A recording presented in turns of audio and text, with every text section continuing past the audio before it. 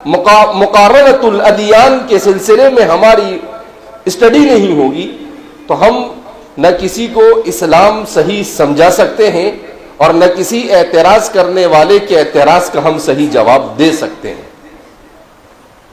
لہذا ہمارے مدارس میں ایک جو کورونا کے بعد یا کورونا سے پہلے سے ایک بیماری چلی ہے کہ بہت سارے طلباء 10ویں 12ویں کر لیتے ہیں حفظ کے ساتھ اور پھر اس کے بعد وہ اس میدان کو چھوڑ دیتے ہیں۔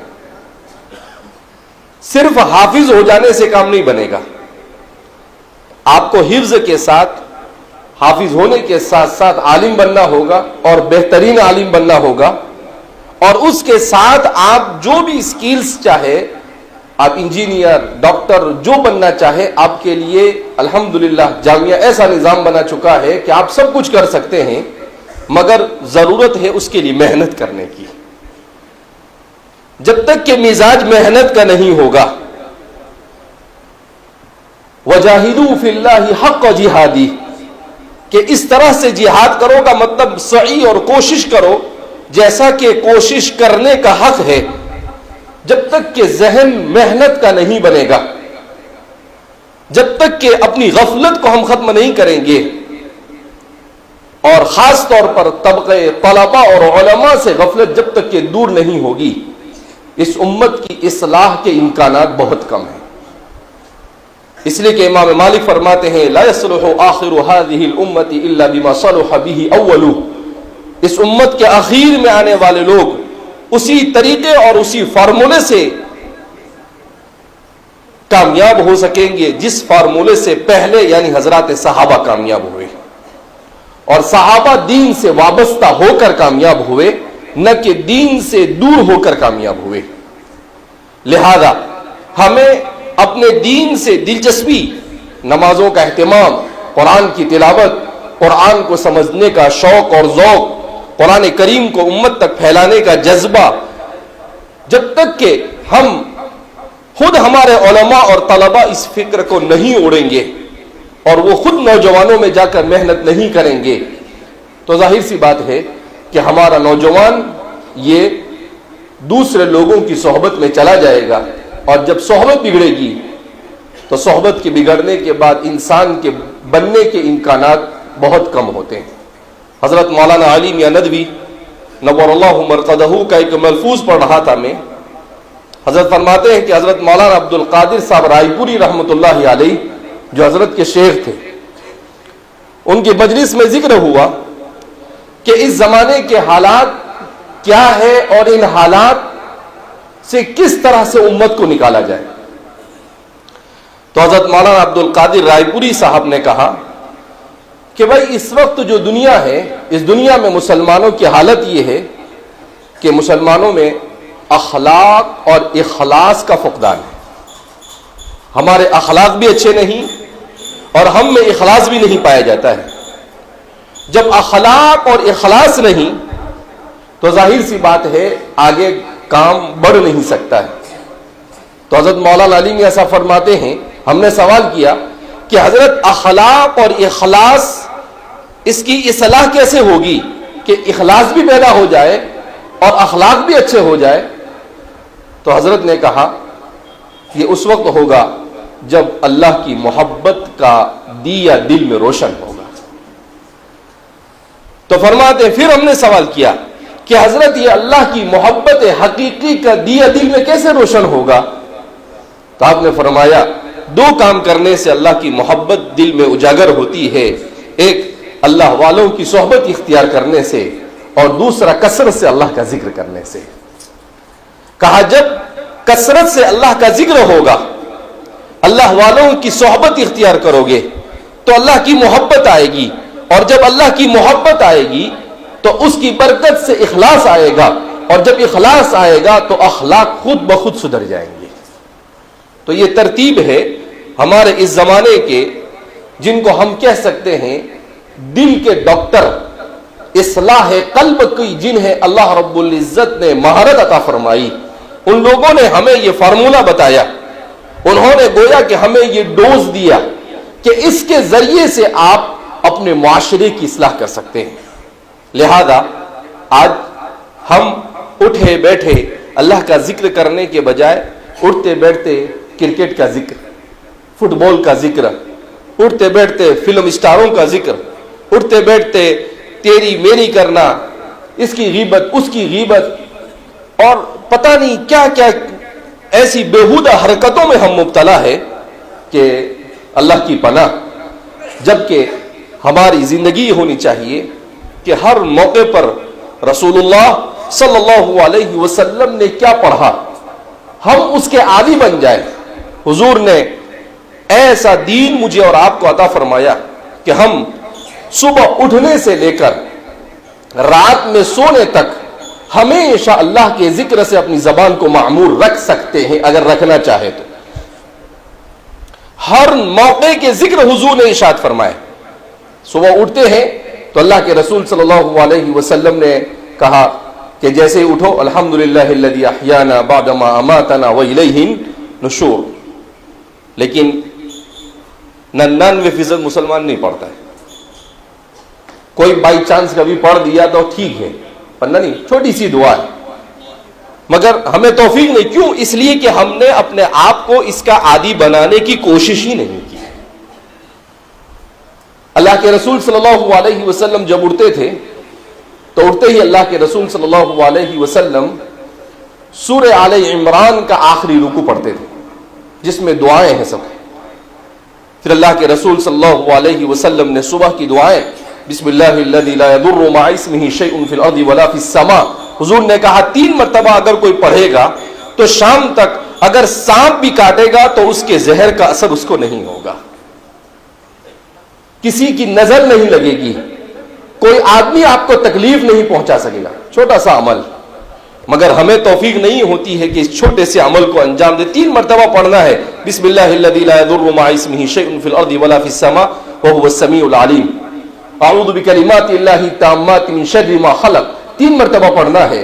ہر مخلوق کے شر سے اللہ محفوظ فرما دیتے ہیں. تو ایسی چھوٹی چھوٹی دعائیں نبی کریم صلی اللہ علیہ وسلم نے تعلیم دی ہے. ہر مسلمان اپنے آپ کو اس کا عادی بنانے کی کوشش کرے. حضور نے فرمایا کہ جس گھر میں سورہ یاسین کی تلاوت کر دی جائے اللہ اس گھر کو ہر قسم کے مصائب سے محفوظ رکھتا ہے. کون سا فارمولہ ہے جو اللہ کے رسول نے اپنی امت کو نہ بتایا ہو، مگر ہمارا حال یہ ہے کہ ہمارے پاس ساری چیزیں ریڈی میڈ موجود ہے، صرف اسے نکال کر استعمال کرنے کی ضرورت ہے، مگر ہمارے پاس فرصت نہیں. تو اس لیے ہمیں فکر پیدا کرنی پڑے گی کہ کس طرح سے ہم اپنی اولاد کو بھی کثرت سے ذکر اللہ کا عادی بنائیں. ہم کس طریقے سے اپنے پاس پڑھنے والے بچوں کو بھی کثرت سے ذکر اللہ کا عادی بنائیں. حضور کی عادت تھی کہ آپ جب اونچائی پر چڑھتے تو اللہ اکبر پڑھتے، جب نیچی چیز کی طرف اترتے تو حضور سبحان اللہ پڑھتے تھے. چھوٹا چھوٹا عمل. اب اگر ہم چڑھتے اترتے ان چیزوں کو پڑھے تو دوسروں کے ساتھ دنیاوی بات بھی نہیں کریں. اسی لیے اللہ کے رسول صلی اللہ علیہ وسلم سے ایک صحابی نے پوچھا کہ اللہ کے رسول صلی اللہ علیہ وسلم چھوٹی سی مجھے نصیحت کیجیے. تو حضور نے فرمایا لا تزال لسانک رطبا عن ذکر اللہ، تمہاری زبان ہمیشہ اللہ کے ذکر سے معمور ہونی چاہیے. ہر موقع پر اللہ کا ذکر کرتے رہو. تو اس لیے صرف سننے سے کام نہیں چلے گا. حضرات صحابہ کا مسئلہ کیا تھا؟ سمعنا واطعنا، ہم نے سنا اور ہم نے اطاعت کی. سمعنا وعصینا یہ بنو اسرائیل کا نعرہ تھا، یہ ان کا سلوگن تھا. انہوں نے کہا کہ ہم نے سنا اے موسیٰ اور ہم نافرمانی کرنے والے. قرآن نے نقل کیا اس کو. مگر حضرات صحابہ کرام رضوان اللہ تعالیٰ مجمعین جو میرے اور آپ سب کے آئیڈیل ہیں، انہوں نے اللہ کے رسول صلی اللہ علیہ وسلم سے صاف کہا اللہ کے رسول صلی اللہ علیہ وسلم نحن لا نقول كما قال بنو اسرائیل لموسیٰ سمعنا وعصینا بل نقول سمعنا واطعنا. اے محمد عربی صلی اللہ علیہ وسلم ہم بنو اسرائیل کی طرح نہیں کہیں گے جیسے انہوں نے موسیٰ سے کہا تھا کہ موسیٰ تمہاری بات تو ہم نے سن لی مگر ہم عمل نہیں کریں گے. ہم آپ کے امتی ہیں، ہم نے ایک مرتبہ آپ سے سن لیا، جان تو ہم نچھاور کر سکتے ہیں مگر اس پر عمل نہ ہو سکے ایسا نہیں ہو سکتا ہے. تو اس لیے ہمیں حضرات صحابہ کرام رضوان اللہ تعالیٰ عنہ مجمعین کی سیرت کو پڑھنے کی ضرورت ہے کہ کیسے تھے ہمارے صحابہ، کیسے زندگی گزاری، کیسے تھے ہمارے سلف صالحین، کیسے انہوں نے زندگی گزاری۔ یہی آخرت اور دنیا کی کامیابی کا راستہ ہے۔ پیسوں میں کامیابی نہیں ہے، ڈگریوں میں کامیابی نہیں ہے۔ آج کا انسان یہ سمجھتا ہے کہ وہ ڈاکٹر بن گیا تو کامیاب ہو گیا۔ کل قیامت کے دن دیکھیں گے آپ، بہت سارے ڈاکٹر جاہلوں سے پہلے جہنم میں چلے گئے ہوں گے۔ بہت سارے انجینئر، کیوں؟ ان کے اعمال اور کردار۔ وہاں پر اللہ کی یہاں ڈگریاں تھوڑی دی گئی، ان اللہ لا ينظر الى صورکم ولا الى اجسادکم ولکن ينظر الى قلوبکم واعمالکم۔ اللہ تو یہ دیکھے گا کہ تمہارے دل کیسے ہیں، تم نے اعمال کیسے کیے ہیں، اس کے مطابق اللہ رب العزت فیصلہ فرمائے گا۔